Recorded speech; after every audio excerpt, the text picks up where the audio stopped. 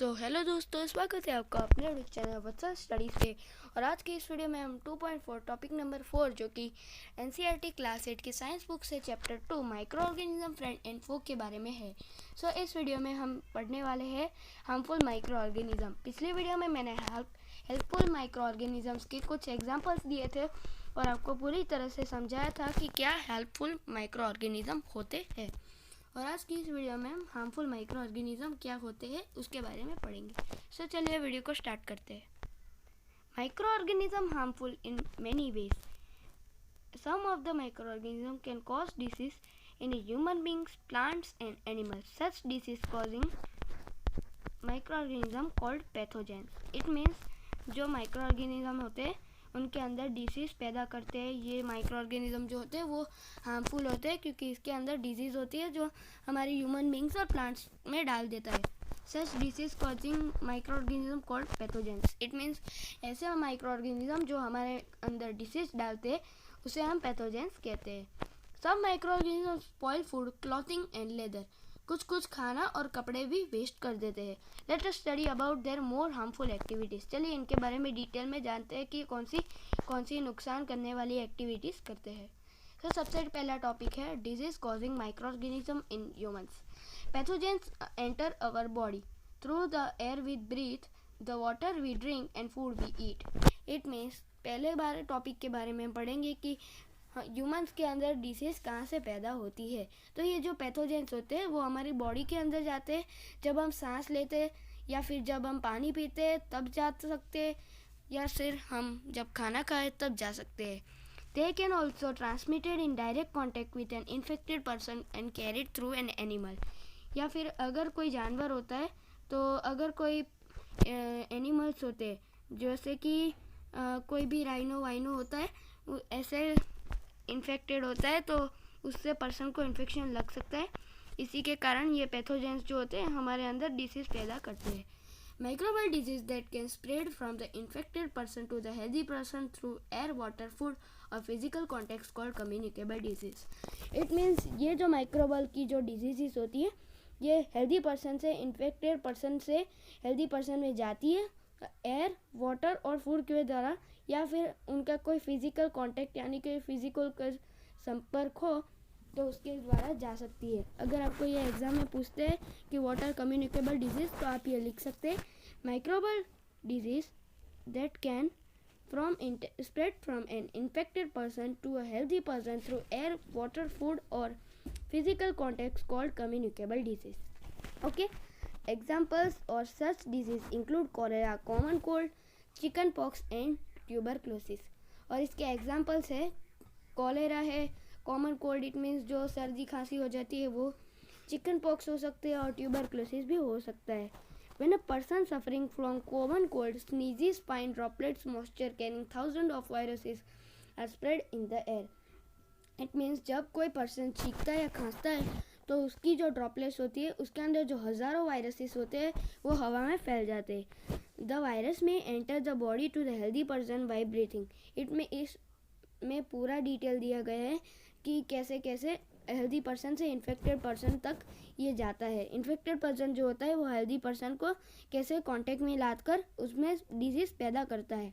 तो सबसे पहले बोल रहा है कि जब कोई पर्सन छींकता है खांसता है तो उसके अंदर जो हज़ारों वायरसेस होते हैं वो हवा में फैल जाते हैं और जो वायरस होते हैं वो फिर बॉडी के अंदर हेल्दी पर्सन की जो बॉडी होती है उसके अंदर चले जाते हैं जब वो सांस लेता है। यहाँ पे बूझो पूछ रहे हैं then how do you prevent this spread of communicable disease. इसलिए पहली बता रही है we should keep a handkerchief on a nose, mouth and sneezing. It is better to distance from infected persons. It means ये बूझो पूछ रहा है कि हम इसको प्रिवेंट इट मीन्स अच्छा कैसे कर सकते हैं, ये फैल रहा है जो डिजीज़ उसको हम रोक कैसे सकते हैं। तो पहली बता रही है कि हमें अपनी जेब में एक हैंडकरचीफ जब हम खांसते और छींकते हैं तो स्नीजिंग जो होती है हमारी उसके लिए यूज़ करना चाहिए। It is better from keep a distance. It means हमें जो इन्फेक्टेड पर्सनस जो होते हैं उनसे थोड़ी दूरी बनाए रखनी चाहिए। आगे का टॉपिक हम डिस्कस करेंगे। There are some insects and animals which act carriers of disease causing microbes. कुछ कुछ इंसेक्ट्स भी होते हैं और कुछ कुछ एनिमल्स भी होते हैं जो डिजीज़ को लेकर आते हैं। जैसे कि हमारे घर में जो मक्खी होती है हाउस फ्लाई, वो भी एक डिजीज़ का लेकर आती है। The flies sit on garbage and animal etcetera, जो कचरे और कूड़े पे जो फ्लाइज बैठती है ना, वो फिर हमारे घर में आती है और फिर हमें डिजीज़ लग जाती है। पैथोजेंस स्टिक टू बॉडीज़, और ये पैथोजेंस नाम की जो डिजीज़ होती है जिसे हम पैथोजेंस कहते हैं, ये बहुत जल्दी लग जाता है। When they fly sit on uncovered bodies, when they fly sit on uncovered food, they may transfer the pathogens. Whoever eats the contaminated food to like get sick. ये जो पैथोजेंस होती है, जब हम खाना खाते हैं तो इसके अंदर मिल जाता है और फिर हमें बीमार कर सकता है और आदमी इल हो सकता है। It is advisable to keep food covered, इसलिए मैं आपको एडवाइस करना चाहूँगा कि अगर आप खाना खुला रखते हैं तो उसे ढक कर रखिए। Avoid consuming uncovered items of food, it means ज़्यादा जो कवर हुई आइटम्स जो होती है फूड की, उसे आप ज़्यादा खरीदें। Another example of carrier is a female anopheles mosquito, जैसे कि हमने पहले पढ़ा कि फीमेल एनोफल्स मॉस्किटो होता है जो वो मलेरिया लेकर घर में आता है। Female aedes mosquito acts carriers है डेंगू वायरस, और वो डेंगू वायरस को भी ले सकता है। How can we spread the malaria और डेंगू? हम ये जो मलेरिया और डेंगू फैल रहा है, इसको हम कंट्रोल कैसे कर सकते हैं? फीमेल एनोफल्स मॉस्किटो कुछ इस तरह से दिखता है, जैसे कि आप इस इमेज में देख सकते हैं। तो यहाँ पे पहली पूछ रही है, why does the teacher keep telling us not let water collect anywhere in neighbourhood? It means हमारी टीचर ने क्यों नहीं कहा कि जो वाटर होता है वो अपने आस पड़ोस में थोड़ा यूज़ करना चाहिए। और मस्कीटो ब्रीड इन वाटर, जो सारे मच्छर जो होते हैं वो मस्कीटोस वो वाटर में ही जन्म लेते हैं। Hence one should let water collect anywhere, coolers, tyres, flower pots etcetera. कुछ कुछ तो कूलर्स, टायर्स और फ्लावर पॉट पे भी जाके जन्म ले लेते हैं। By keeping the surroundings clean and dry, we can prevent the mosquito from breeding. It means ये जो मस्कीटोज की फैल रहे हैं, जो मस्कीटोज है वो डिजीज़ को फैला रहे हैं, उसको हम प्रिवेंट कर सकते हैं। हमारी सराउंडिंग्स, इट मीन्स हमारे आसपास को सबको क्लीन रख के हम इस डिजीज़ को प्रिवेंट कर सकते हैं। Try to make a list of measures which help to avoid the spread of malaria, और आप एक लिस्ट बनाइए जिसमें आपको मलेरिया के सारे स्प्रेड लिखने हैं। इट मीन्स किस किस से मलेरिया हो सकता है उसकी आपको एक लिस्ट बनानी है। तो ये लिस्ट है टेबल 2.1 में, ये आपको घर पे अपने पेरेंट्स की एडवाइस लेकर आपको ये करना है। Some of the common disease affecting humans, their mode transmission, few general methods are prevention shown again. कुछ कुछ डिजीज़ होती है जो कुछ मेथड से क्लीन हो जाती है। अब जैसे हम इसमें पढ़ेंगे डिजीज कॉजिंग माइक्रो ऑर्गेनिज्म इन एनिमल्स, ये हमारा सेकंड टॉपिक है इस पार्ट का।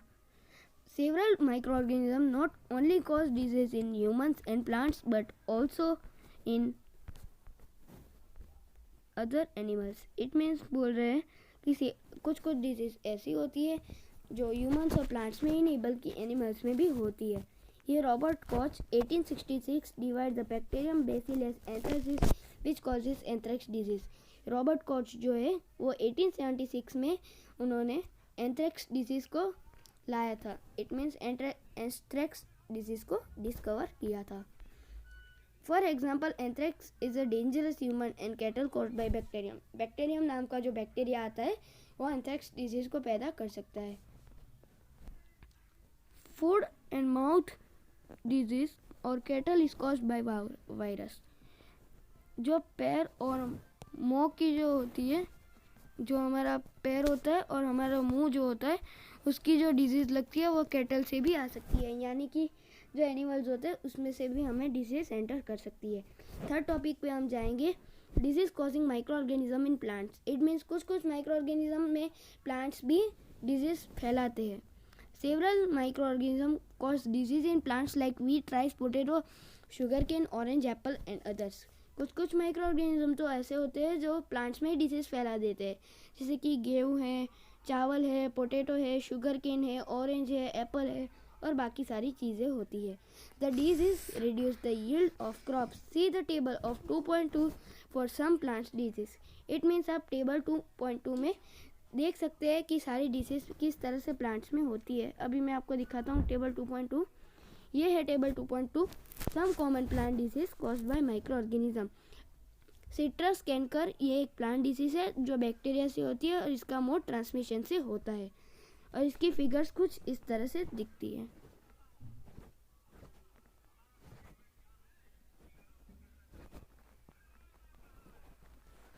इसकी फिगर्स कुछ इस तरह से दिखती है।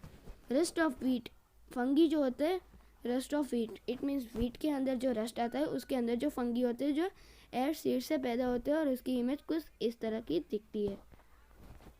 अब येलो येन मोसेक और भिंडी, जो भिंडी होती है जो हम लेडीज फिंगर खाते हैं वो वायरस की होती है और वो इंसेक्ट से उसके अंदर डिजीज आ जाता है।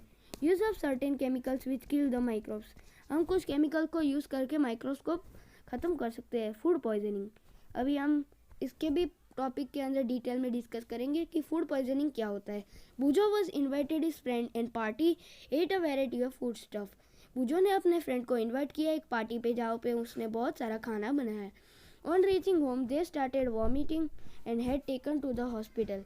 The doctor said this condition could be due to food poisoning. घर जाके उसने वॉमिट हो गई और वॉमिट करना शुरू कर दिया। फिर डॉक्टर के पास जब वो गया तो उसने बताया कि फूड पॉइजनिंग के कारण ये सारी चीज़ें होती है। तो ये पहली पूछ रही है, Paheli wonders how food can become a poison. It means Paheli चौंक गई कि फूड पॉइजन कैसे बन सकता है। Food poisoning could be due to consumption of food spoiled by some that grow in our food sometimes produce toxic substances. It means food जहर में जब कन्वर्ट होता है तो हमारा जो बचा कुचा खाना होता है वो माइक्रो ऑर्गेनिज्म उसके अंदर ग्रो हो जाते हैं और सब्सटेंसेस को प्रोड्यूस कर देते हैं। मेक द फूड पॉइजनस, इसलिए फूड पॉइजन हो जाता है और हमारी डेथ हो सकती है। It is very important to preserve it being spoiled. अगर आप कभी भी फूड को अकेला छोड़ते हैं तो आप जो फूड होता है उसे ढक कर रखिए और उसे अच्छे से उसकी देखभाल कीजिए ताकि वो सड़ ना जाए और फिर आपको फूड पॉइजनिंग ना हो जाए। सो अभी के लिए वीडियो में बस इतना ही। आप मुझे ऐसे ही सपोर्ट करते रहे और मैं ऐसे ही अच्छे अच्छे वीडियोस बनाता रहूँ। मैंने देखा कि काफ़ी लोग मुझे सपोर्ट कर रहे हैं तो मैं अच्छे अच्छे वीडियोस बनाने के लिए मोटिवेट होता रहूँ। Thanks for watching.